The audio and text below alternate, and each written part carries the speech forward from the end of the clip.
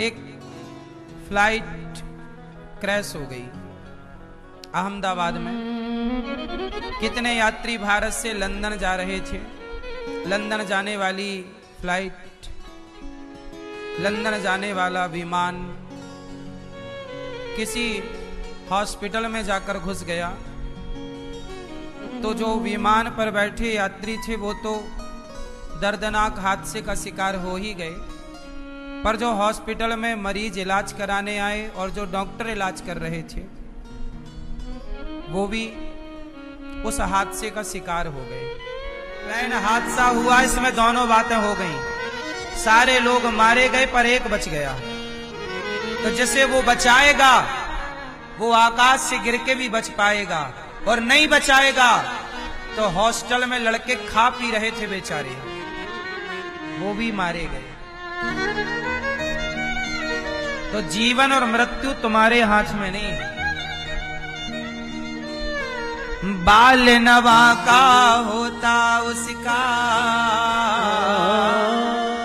बाल नवा का होता जिसका रक्षक दया निधान।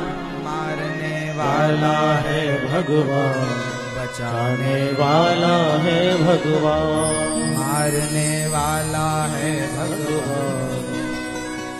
और सोचो जो बचा है उसकी एक भी हड्डी नहीं टूटी। अहमदाबाद में एक फ्लाइट क्रैश हुई थी, उसके बारे में जो कि श्री अनुरुद्धाचार्य महाराज जी हैं वह क्या कहना चाहते हैं। और उसमें से मात्र यानी कि 240 व्यक्तियों की मृत्यु हो गई, और उसमें से जो एकमात्र बंदा बचा था वह यानी कि जिंदा कैसे बचा, किस तरह, यानी कि कहते हैं कि मारने वाला और बचाने वाला ऊपर वाला ही होता है, यानी भगवान ही होता है। उसके बारे में यानी कि जो श्री अनुरुद्धाचार्य महाराज जी क्या कह रहे हैं सुनिए, आइए देखिए उनकी मुँह जवानी कहानी, देखिए क्या कह रहे हैं। चलिए आइए इस वीडियो के अंदर, चलो तुम यानी कि इसको देखते हैं। वरना आदमी खड़े खड़े गिरे तो हड्डियां टूट जाती हैं, और वो 450 फीट ऊपर से गिरा। हाँ या ना, हड्डी नहीं टूटी। उसी आग से वो बाहर निकल आया जिस आग में सारे जल गए। तो बताओ आपको क्या लग रहा है, कौन है मारने वाला और कौन है बचाने वाला? इसलिए भगवान की शरण में रहना सही है, भगवान के आश्रित रहना सही है। जीवन उन्होंने दिया है तो जीवन वो वापस ले सकते हैं। हमारे जीवन पर किसी का कोई अधिकार नहीं। हम कब तक जिएंगे, हम कब मरेंगे, ये ईश्वर तय करते हैं, हम और आप तय नहीं करते। इसलिए समझदारी है कि अपने को सौंप दिया जाए ईश्वर के चरणों में, समर्पण कर दिया जाए। हाँ या ना? समर्पित भक्त ही सुरक्षित है। समर्पित रहो भगवान के चरणों में। भगवान के सिवा कोई सत्ता काम नहीं कर रही है। सब कुछ खेल ईश्वर का। इसलिए अपने आप को समर्पित किया जाए बस। अब आप इन बातों का अर्थ ये मत लगा लेना कि क्या वो प्लेन हादसा ईश्वर ने कराया। नहीं, भगवान किसी को मारते नहीं। उसमें होती है आज के समय पर, जो परसों हमने कथा में बता दिया था कि ये होती है लापरवाही। ये क्या होती है? लापरवाहियां ना हो और हम अच्छे से अपना काम ईमानदारी से करें। बाकी ईश्वर की क्या मर्जी है हम और आप नहीं जान सकते कि ईश्वर की मर्जी क्या है, वो चाहते क्या है। देखो ना, भगवान श्री कृष्ण ने अर्जुन को बचाया महाभारत में। बोलो हाँ, बोलो हाँ। लेकिन उसी महाभारत में अर्जुन का बेटा मारा गया। क्या नाम था? बोलो। अभिमन्यु। जब भगवान अर्जुन को बचा सकते थे तो अभिमन्यु को भी तो बचा सकते थे। सवाल खड़ा है ना, क्यों मैया?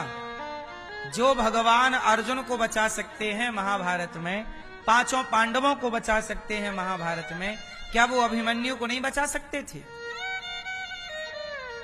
सगे भांजे हैं भगवान के अभिमन्यु, बहन का भैया, बहन का बेटा है सुभद्रा का, नहीं बचाया। क्यों?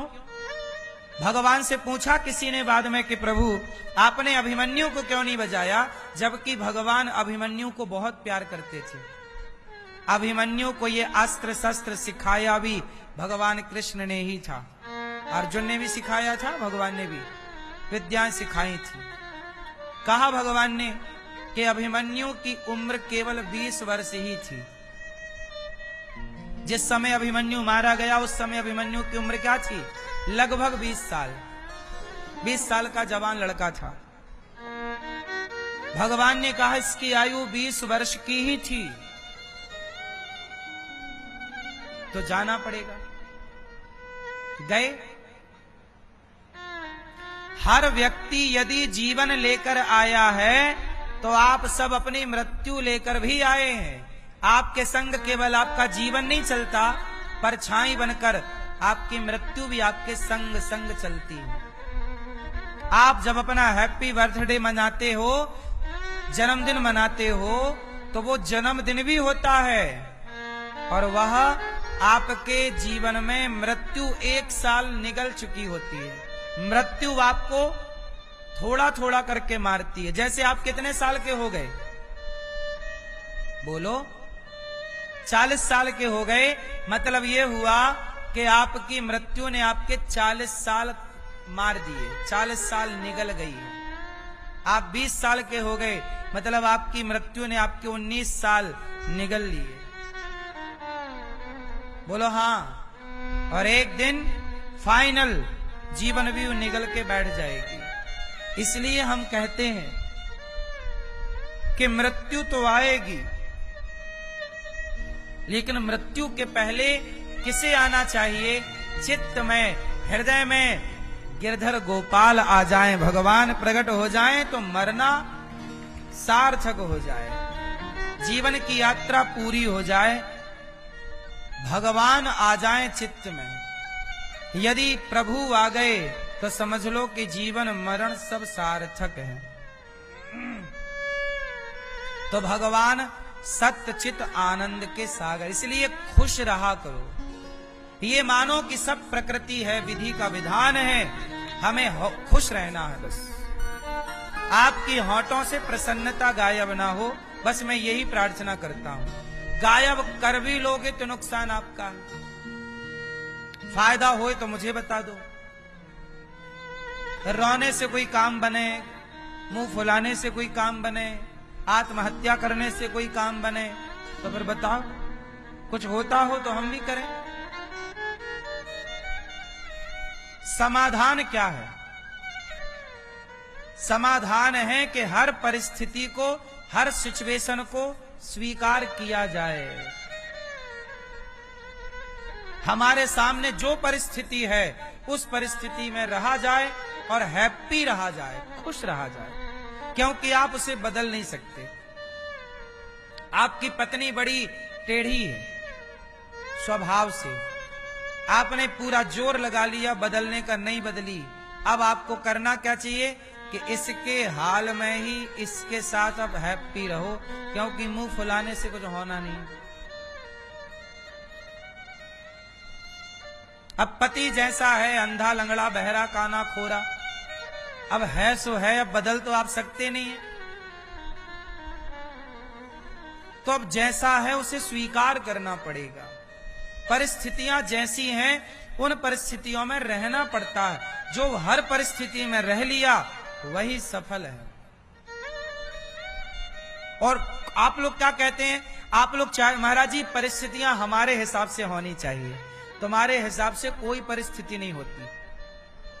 आप यही तो चाहते हैं कि हमारे हिसाब से हमारी पत्नी चले, हमारा पति चले, हमारा बेटा चले, पर जब लोग नहीं चलते तो आप परेशान होते हैं। हमारे हिसाब से होना चाहिए। नहीं, हर चीज आपके हिसाब से नहीं हो सकती। अरे और तो छोड़ दो, आपका शरीर भी आपके हिसाब से नहीं चलता। आप लोग कोई नहीं चाहते कि आपके बाल सफेद हो जाएं, पर हो जाते हैं। आप कोई नहीं चाहता कि आपका बुढ़ापा आ जाए, पर आ जाता है। मतलब आपका शरीर भी आपके हिसाब से नहीं चल रहा है। चल रहा हो तो बता दो। आपकी बॉडी आपके हिसाब से चल रही है? क्यों भैया? भैया आपका सिस्टम आपके हिसाब से चल रहा है? बॉडी चल रही है? नहीं ना। आपका शरीर दिनों दिन कैसा होता जा रहा है? प्लस के माइनस? 20 साल तक प्लस होता है, 25 साल तक प्लस होता है, 30 साल तक प्लस होता है, और ले लो मोटा मोटा तो 35 साल तक प्लस होता है।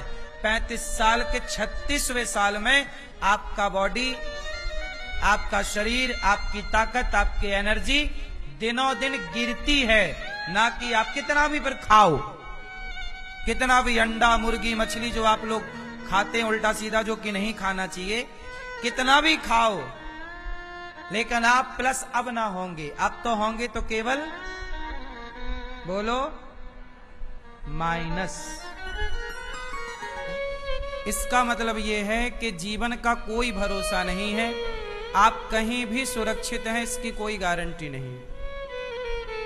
इसलिए जो जीवन आपके पास है, हर क्षण को एंजॉय कर लीजिए, हर क्षण को प्रसन्न चित्त से बिता लीजिए। अपने माँ बाप से मिल लीजिए, पत्नी से, परिवार से मिल लीजिए, क्योंकि पता नहीं कौन सी बात आखिरी बात बन जाए, कौन सा मिलन अंतिम मिलन बन जाए। सब कुछ कर लो, सांसारिक रिश्ते पूरे कर लो, लेकिन एक रिश्ता बाकी है भगवान से। हर क्षण ईश्वर का धन्यवाद देना कि प्रभु आपका धन्यवाद कि आपने वृंदावन बुलाया, आपका धन्यवाद कि भागवत सुनने को मिल रही है, आपका धन्यवाद कि ये जीवन आपने दिया है। क्यों? बोलो हाँ। क्या स्थिति है ना।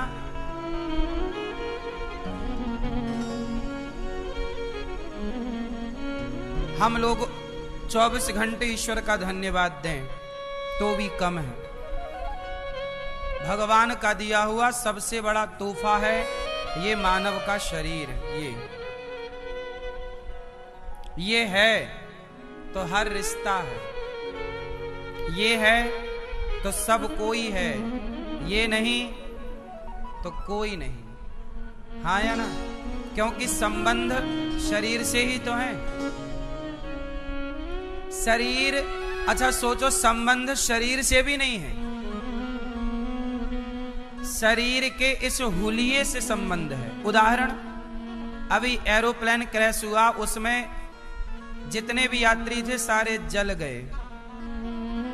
जल जाने के बाद उन्हें शरीर से पहचाना ही नहीं जा रहा है कि भाई किसका पिता है, किसका पुत्र है, किसका भाई है। शरीर तो है पर कोई पहचान नहीं पा रहा है कि ये हमारा है या नहीं। बोलो हाँ। इसका मतलब है कि शरीर भी, शरीर से भी रिश्ता नहीं है संसार का, केवल इस शरीर की बनावट से रिश्ता। यदि ये बनावट है तो आप कह दोगे कि ये मेरी माँ है, ये मेरा पिता है, और बनावट में जरा कुछ अंतर आया तो दिक्कत खड़ी हो जाएगी कि ये है या नहीं, अब डीएनए कराओ। बोलो हाँ। इसका मतलब शरीर से भी ज्यादा हुलिये की कदर है। कीमत किसकी है? हुलिये की। डिजाइन, पुट्टी, पैंट पुट्टी, अंदर का स्ट्रक्चर तो सबका एक सा है या नहीं? बदलाव सिर्फ बाहर है। इसलिए ईश्वर का धन्यवाद इसलिए दीजिए कि ईश्वर ने आपको ये सुंदर शरीर दिया है। आंखें भगवान को देख सकते हो, कान से भगवान की कथा सुन सकते हो, वाणी से भगवान का नाम जप सकते हो। दोस्तों, यह बहुत ही दुखद घटना है जो कि ऐसा नहीं होना चाहिए था, पर लेकिन कहते हैं ऊपर वाला ही होता है, जो भगवान ही होता है करने और धरने वाला सभी। यानी कि और तो और जो बच्चे बेचारे यानी कि उसमें हॉस्टल में रोटी खाना खा रहे थे, कोई सो रहा था, उन बेचारों का क्या दोष था। पर लेकिन सबका मालिक एक होता है, भगवान ही होता है। तो दोस्तों, यानी कि बहुत ही दुखद घटना है। आप प्रार्थना कीजिए कि उनकी आत्मा को